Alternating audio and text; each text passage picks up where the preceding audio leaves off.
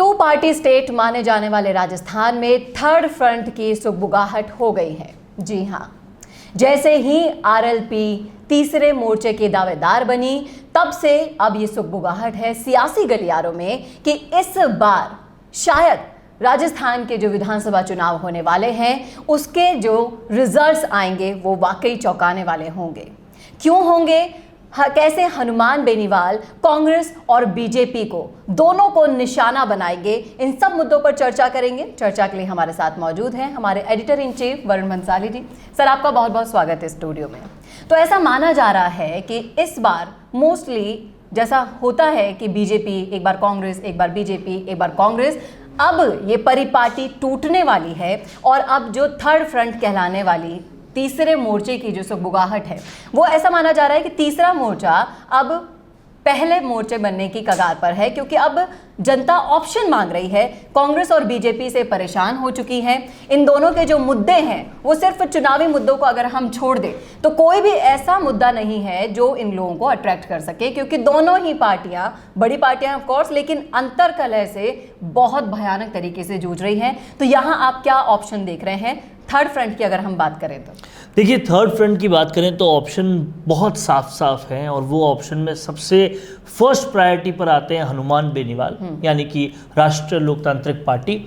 उसके बाद मैं मानता हूं कि निर्दलियों का एक बहुत बड़ा रोल रहने वाला है, क्योंकि पिछली बार जिस तरह से निर्दलियों की सीटें आई थी, इस बार मेरा मानना है कि ये 30 भी पार कर सकती है। 9% यहाँ पर मैंने देखा कि 9% तक वोट को प्रभावित कर सकते हैं निर्दलीय। हाँ, क्योंकि बागी बहुत होने वाले हैं और बागी होने के साथ साथ जनता भी चेंजेस चाहती है, तो वो जो लोकलाइट है उस विधानसभा का, उस पर भी भरोसा कर सकती है। और तीसरी जगह पर अगर देखें तो सचिन पायलट अगर अपनी पार्टी बनाते हैं या ऐसा कुछ करते हैं तो वो एक बड़ा प्रभावी बन सकते हैं। हालांकि वो अगर उस चीज़ को जितना जल्दी कर लेंगे तो वो तीसरी की बजाय दूसरे नंबर पर भी हो सकते हैं, और अगर वो हनुमान बेनीवाल के साथ हो जाए तो वो संभावना भी देखी जा सकती है। और चौथे नंबर पर मैं आम आदमी पार्टी को भी मानता हूं, क्योंकि पंजाब के इर्द गिर्द लगने वाले जो इलाके हैं, गंगानगर, हनुमानगढ़, इन पर उनका भी रोल बहुत हद तक रहने वाला है। देखिए, हनुमान बेनीवाल की अगर हम बात करें तो बेनीवाल किसानों के नेता माने जाते हैं और किसानों के हक के लिए वो इतना लड़े कि उन्होंने अपना गठबंधन तक तोड़ दिया बीजेपी से। तो यहाँ पर आप हमारे दर्शकों को बताएं कि कैसे बेनीवाल जवानों और किसानों को सपोर्ट लेके इस थर्ड फ्रंट से फर्स्ट फ्रंट पर जंप मार सकते हैं। देखिए, आपको एक बात तो माननी पड़ेगी कि राजस्थान में केवल 3 ही ऐसे नेता हैं जिनकी एक आवाज पर बहुत जबरदस्त भीड़ आ सकती है, और वो भीड़ दिखाती है कि लोग उन पे कितना विश्वास करते हैं, कितना भरोसा करते हैं, कितनी उनकी क्रेडिबिलिटी है।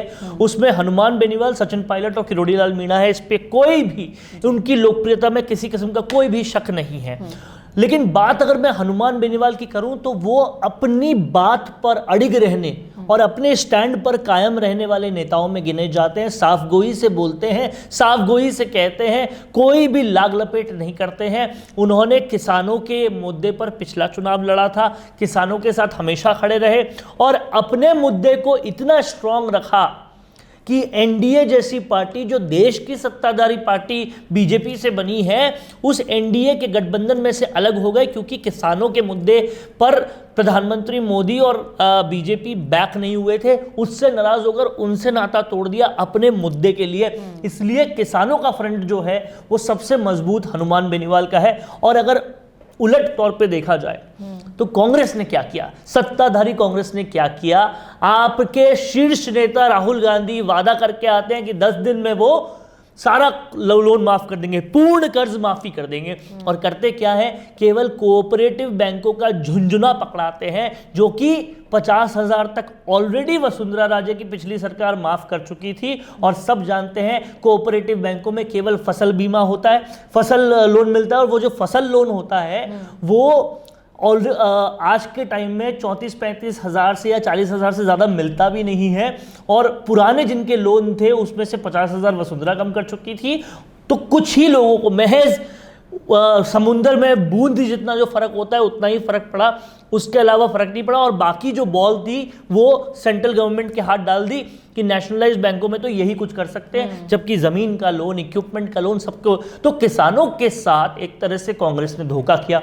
उस धोखे को राजस्थान में भुना सकते हैं हनुमान बेनीवाल। और हनुमान बेनीवाल पर किसान वर्ग, अब उनके पास केवल एक ही ऑप्शन है भरोसा करने के लिए, वो है हनुमान बेनीवाल, क्योंकि उन्होंने अपने गठबंधन को तोड़ दिया किसानों के जी लिए। बिल्कुल, ये बहुत बड़ी बात थी कि 2019 में जो गठबंधन हुआ था उसको तोड़ देना, महज अपने मुद्दे के बचाव के लिए, अपने वादों के लिए, जो वो जनता से वादे करते हैं, जिनके लिए स्टैंड लेते हैं, उनके लिए गठबंधन तोड़ देना। यहाँ तक कि साफ साफ वो कहते हैं कि ना हम बीजेपी को समर्थन देंगे ना कांग्रेस को देंगे, अगर वो कुछ करना ही चाहते हैं तो आरएलपी के बलबूते पर। हालांकि वो ये भी मानते हैं कि वो बाकी की जो छोटी मोटी पार्टियां हैं उनके साथ गठबंधन करके पार्टी में अपना प्रभाव बनाना चाहते हैं, ना वो बीजेपी को सपोर्ट करेंगे कभी, ना कांग्रेस को करेंगे। देखिए, मैं आपको एक और बात समझाता हूँ चेतना जी और दर्शकों के लिए भी, कि कहीं ना कहीं अब राजस्थान की आम जनता बदलाव चाहती है। जी बिल्कुल, क्योंकि कांग्रेस और बीजेपी दोनों के कृत्य एक जैसे ही नजर आते हैं। दोनों सरकारों में पेपर लीक होते हैं, ट्रांसफरों में भ्रष्टाचार होता है, भ्रष्टाचार की सारी हदें पार होती है। कहीं पे ललित गेट होता है तो कहीं पे कोल गेट होता है, कहीं पर दोनों की जो है आंतरिक कलह बहुत ज़बरदस्त हो जाती है। जनता के विकास के लिए दोनों में से कोई भी काम नहीं करता है। और 20-22 सालों से या उससे भी पहले से यही दोनों सरकारों में यही दोनों सेट ऑफ नेताओं को देखा जाता है। तो अब जब वो बदलाव चाहते हैं तो वो बदलाव कहाँ से आएगा? और जनता अब समझदार हो चुकी है। जो अपनी बातों पे अड़िग रहेगा, जो स्टैंड ले सकेगा, उसको जनता वोट देगी। और इसीलिए हनुमान बेनीवाल के आसार अब बहुत ज़्यादा नज़र आते हैं। आप अगर दूसरे तौर पे देखें, जातिगत समीकरण के तौर पे देखें, तो जाट जो हैं वो तादाद में सबसे ज़्यादा है। और जाट कौम का अगर कोई एकमात्र इफेक्टिव असरदार नेता है तो वो हनुमान बेनीवाल है राजस्थान में। इसमें कोई अतिशयोक्ति और देखिए, ना सिर्फ जाट बल्कि दूसरी जातियों को भी सपोर्ट है ही नहीं। आप अगर हनुमान बेनीवाल की प्रोफाइल अगर आप देखेंगे, इसको पूरा जज करेंगे, तो यहाँ पर आपको ये समझ में आएगा कि वो सचिन पायलट की तरह ही देश के युवाओं का एक आइडल। प्रोफाइल से भी ज़्यादा स्ट्रैटेजी देखनी पड़ेगी और स्ट्रैटेजी हनुमान बेनीवाल की समझनी पड़ेगी। हालांकि मैं ये नहीं कहूँगा कि सचिन पायलट से ज़्यादा, क्योंकि 36 कौम का नेता बनने में सचिन पायलट ने थोड़ा सा हनुमान बेनीवाल से वो आगे हैं। लेकिन मैं ये कहूँगा कि हनुमान बेनीवाल ने जो पिछले उपचुनाव में किया, उसको देखते हुए ये समझ में आता है कि अब वो अपने पार्टी को बढ़ाने के लिए, अपने दायरे को बढ़ाने के लिए जाट कौम से इतर भी काम कर रहे हैं। आप देख सकते हैं वल्लभनगर में उन्होंने क्या किया। वल्लभनगर के उपचुनावों में उन्होंने बीजेपी के एक बागी को, जो कि डांगी था, उनको टिकट दिया और सेकंड नंबर पर आए। और साफ तौर पे इसे समझ में आता है कि वो 36 कौम के बनने के लिए तरफ आगे बढ़ रहे हैं। लेकिन एट द सेम टाइम आप अगर सोशल ज्योग्राफिक समझेंगे तो हनुमान बेनीवाल अगर पूरी तरह से उन्होंने जाट ब्रांड को हटा लिया तो उनको दिक्कत है, क्योंकि वहां कोई कंपटीशन नहीं है, कोई और जाट नेता है ही नहीं असरदार। तो ऐसे में जिस जाति का वोटर सबसे ज़्यादा हो, जिस जाति का इम्पैक्ट सबसे ज़्यादा हो, आप उसका ब्रांड टोटली हटाना भी नहीं चाहेंगे। और ये भी बहुत ज़रूरी है, क्योंकि आप इकलौते असरदार हैं। आप देखिए दिव्या मदेरणा पर परशुराम मसीद मदेरणा वाले टेंट्स हैं, वो कभी इतनी बड़ी लीडरशिप के साथ ऊपर नहीं आ सकती। उन पे कांग्रेस के धब्बे उन पर और ज़्यादा हैं। आप देखिए गोविंद सिंह डोटासरा, उनको कोई मानता ही नहीं है। तो बाकी जितने भी हेमाराम चौधरी बन सकते थे बड़े नेता, लेकिन उनको कांग्रेस में होने की वजह से जो निर्णयहीनता आलाकमान की है वो खा गई। हाँ, वो खा गई। आप बीजेपी में आइए तो बीजेपी में सतीश पूनिया वही है कि आपको आलाकमान से बिल्कुल नतमस्तक होकर रहना पड़ता है। आप ज्यादा कुछ खुद से नहीं। यही बात हनुमान बेनीवाल को इन सब जाट नेताओं से अलग बनाती है, क्योंकि वो अपनी बात पर अड़िग रहते हैं, किसी के सामने झुकना पसंद नहीं करते हैं। और इसीलिए उन्हीं में इसी इकलौते चेहरे में ताकत है कि ये अपनी कौम से निकला हुआ एक ऐसा नेता बन सकता है जो मुख्यमंत्री बनने की ताकत रखता है, केंद्र की राजनीति तक जाने की ताकत रखता है, और जाटों का जो प्रभाव है वो राजस्थान से बाहर डालने में। और आज हम देखें कि परशुराम मदेरणा की लीगेसी को कौन आगे ला रहा है, तो जाहिर तौर पर जाट कौम भी ऐसी है जो किसी और की दबाव में नहीं आ सकती कभी भी, और उन्हें साफगोही वाले नेता चाहिए। और ऐसे में आप और कहीं नहीं देख सकते। आपके पास राजस्थान में एक ही ऑप्शन है। जिस तरह से हिंदुस्तान में एक ही ऑप्शन है नरेंद्र मोदी, उस तरह से जाट कौम में राजस्थान में एक ही ऑप्शन है हनुमान बेनीवाल। और वैसा नेता अभी दूर दूर तक कोई और नजर आ नहीं रहा, और इसीलिए उनको ये ब्रांड वो नहीं छोड़ सकते।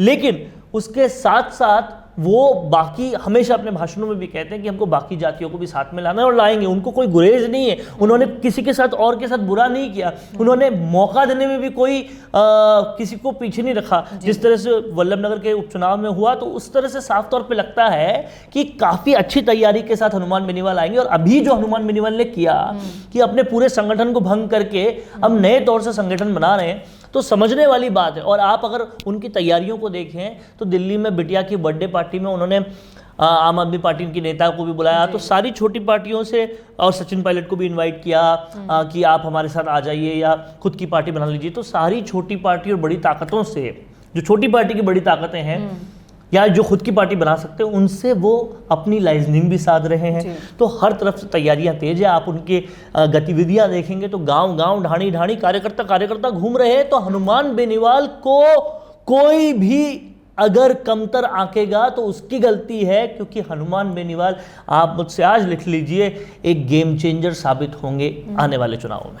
तो यही है हनुमान बेनीवाल, और मुझे लगता है कि हनुमान बेनीवाल का कोई विकल्प नहीं हो सकता। जी बिल्कुल, ये आपने सही कहा कि हनुमान बेनीवाल ही एकमात्र तीसरे मोर्चे के रूप में विकल्प बन चुके हैं राजस्थान में। और बहुत अच्छे से ये मालूम है दोनों पार्टियों को, कांग्रेस और बीजेपी का जो अगर सिरदर्द है वो सिर्फ और सिर्फ हनुमान बेनीवाल ही हैं। और इस तरह से किसानों का और जवानों का सच्चा साथ लेकर, इसका नारा भी है हनुमान बेनीवाल की पार्टी का, राष्ट्रीय लोकतांत्रिक पार्टी का नारा है जय जवान जय किसान। और इस पर वो अड़िग रहे हैं, डटे रहे हैं, और इसी के बलबूते पर राजस्थान में वो आगे बढ़ेंगे। और इसमें कोई अतिशयोक्ति नहीं है कहने में। और इससे ये भी समझ में आता है कि जब आप देखिए किसानों का क्षेत्र तो वो ऑलरेडी कंप्लीट कर चुके हैं, नागौर और आसपास के क्षेत्र से ज्योग्राफिकली देखा जाए तो।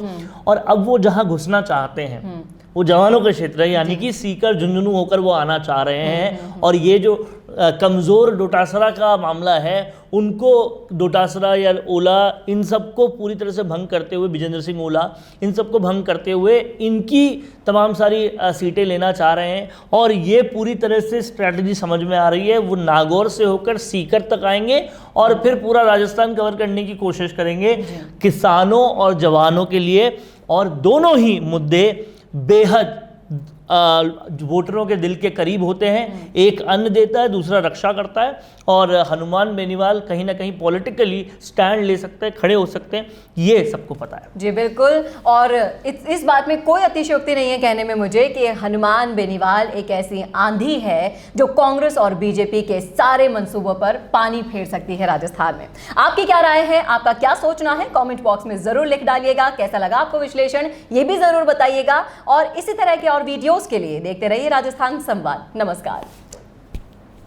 सालों से अगर कोई दर्द आपको परेशान कर रहा है और हजारों कोशिशों के बाद भी उसका इलाज नहीं हो पा रहा, तो अब आपकी इस परेशानी का इलाज मिल गया है, और वो भी बिना किसी दवा, ऑपरेशन या इंजेक्शन के। यहाँ आपका इलाज किया जाएगा आधुनिक मशीनों के द्वारा। गंगापुर सिटी के श्री बालाजी आरोग्य हेल्थ केयर हजारों पेशेंट्स के विश्वास और भरोसे के आधार पर आज ये कह सकता है कि यहाँ पर आप अपने हड्डी और नस संबंधित रोग के साथ आ जरूर मायूस सकते हो, लेकिन इलाज के बाद जब आप जाएंगे तो बिल्कुल स्वस्थ और खुश होकर जाएंगे। हमारे यहाँ रीढ़ की हड्डी, नस ब्लॉकिंग, लकवाग्रस्त और जन्मजात बच्चों का संपूर्ण और सफल इलाज किया जाता है। यहाँ गारंटी के साथ सभी जोड़ों के दर्द का पूरा इलाज डॉक्टर DS सिहर्रा के द्वारा किया जाता है। श्री बालाजी आरोग्य हेल्थ केयर की सफलता की कहानी के साक्षी कई समाचार पत्र और मैगजीन्स भी बनी हैं। तो अब दर्द में और मायूस ना हो, क्योंकि अब उसका निवारण संभव है। बस आपको याद रखना है एक ही नाम, श्री बालाजी आरोग्य हेल्थ केयर, न्यू सदर थाना, पार्थ होटल के पास, बाईपास रोड, गंगापुर सिटी। आज ही अपना अपॉइंटमेंट बुक करें 9413872834 या 6350697129 पर संपर्क करें।